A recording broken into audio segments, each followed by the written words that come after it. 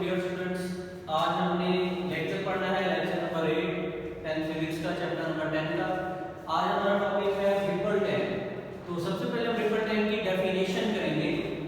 Ripple tank is a device to produce water waves and to study their characteristics. दो काम है ripple tank के। एक काम ये है कि हम इसके जरिए से वाटर वेव्स प्रोड्यूस करते हैं, और दूसरा काम ये है जो हमारे पास वाटर वेव्स की प्रॉपर्टीज हैं उनको स्टडी करते हैं, जैसे रिफ्लेक्शन हो गई, रिफ्रैक्शन हो गई, डिफ्रैक्शन हो गई। तो ये प्रॉपर्टीज हम इसके जरिए से डिस्कस करेंगे। तो एक बात याद रखनी है, अक्सर एमसीक्यूज में इस तरह पूछा जाता है कि रिपल टैंक कौन सी वेव्स को प्रोड्यूस करता है। जैसे ऑप्शन में अगर मैकेनिकल वेव्स हो तो मैकेनिकल वेव्स की हैं, क्योंकि वाटर वेव्स बेसिकली जो है वो मैकेनिकल वेव्स हैं। और इसके अलावा मैकेनिकल वेव्स की भी दो टाइप्स हैं, लॉन्गिट्यूडनल और ट्रांसवर्स। तो ये कौन सी टाइप है? ये ट्रांसवर्स है, क्योंकि ये क्रस्ट और ट्रफ बनाते हैं। ठीक है, तो हमारे पास रिपल टैंक है, उसकी डायग्राम आपको इस तरह बनानी लाजमी है। तो इसका हम ऑपरेटर्स देखते हैं या कंस्ट्रक्शन देखते हैं कि रिपल टैंक कैसे बना हुआ है। The operators consist of a rectangular tray. तो पहले तो आपके पास ये ट्रे होनी चाहिए रेक्टेंगुलर शेप में। ठीक है, उसके बाद है हैविंग ग्लास बॉटम, और इस ट्रे का जो बॉटम है वो ग्लास का होना चाहिए, जो इसका पैनल है वो शफाफ होना चाहिए, यानी कि इसके आर-पार हम देख सकते हैं, ऊपर नीचे हम इसके क्लियर देख सकते हो। ऐसी जो है वो आपने ट्रे लेनी है। And is placed above nearly half meter above the surface of table. और आपने जिस टेबल के ऊपर इस ट्रे को रखना है, शीशे से बनी हुई जो ट्रे है टेबल के ऊपर रखनी है, उस टेबल से उसका डिस्टेंस हाफ मीटर होना चाहिए, ऊपर उससे हाफ मीटर जो है वो फासले पर रखी हुई हो। Waves can be produced on the surface of water present in the tray by means of a vibrator pedal. तो ये हमारे पास ग्लास ट्रे हो गई, इसके अंदर वाटर फिल किया हुआ है।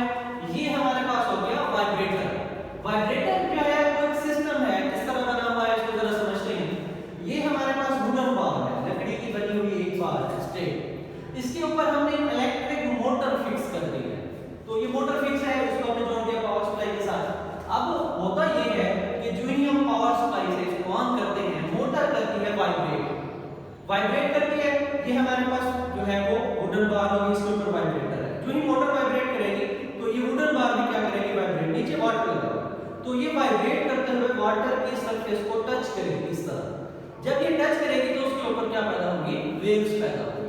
तो इसकी हम वर्किंग देखते हैं कि इसकी वर्किंग किस तरह है। On setting the vibrator on, the wooden plate starts vibrating to generate water waves consisting of straight wavefronts. तो जैसे हम उसको ऑन करते हैं मोटर को, मोटर वाइब्रेट करती है, और जो वुडन बार है, ठीक है, ये पूरा सिस्टम मिलके ऑसिलेटिंग पैटर्न लगाता है, ये वाटर को टच करता है।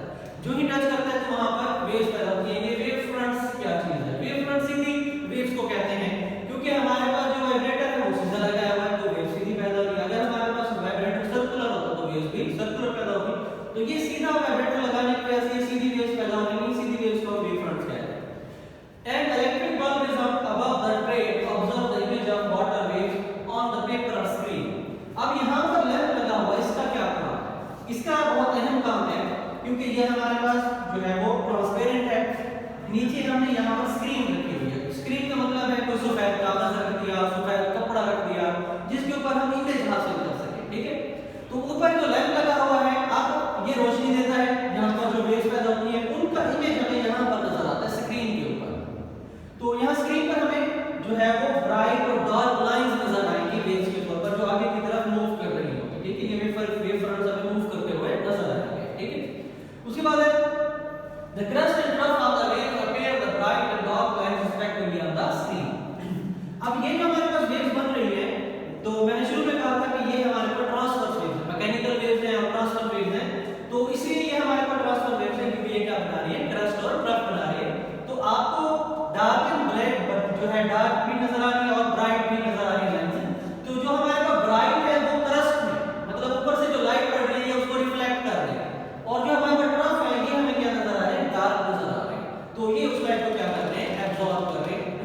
तो अब आप देखिए कि एक ट्रफ से लेकर दूसरे ट्रफ तक डिस्टेंस जो है उसको भी हम वेवलेंथ कह सकते हैं, एक क्रस्ट से लेकर क्रस्ट तक दूसरे डिस्टेंस को भी हम वेवलेंथ कह सकते हैं।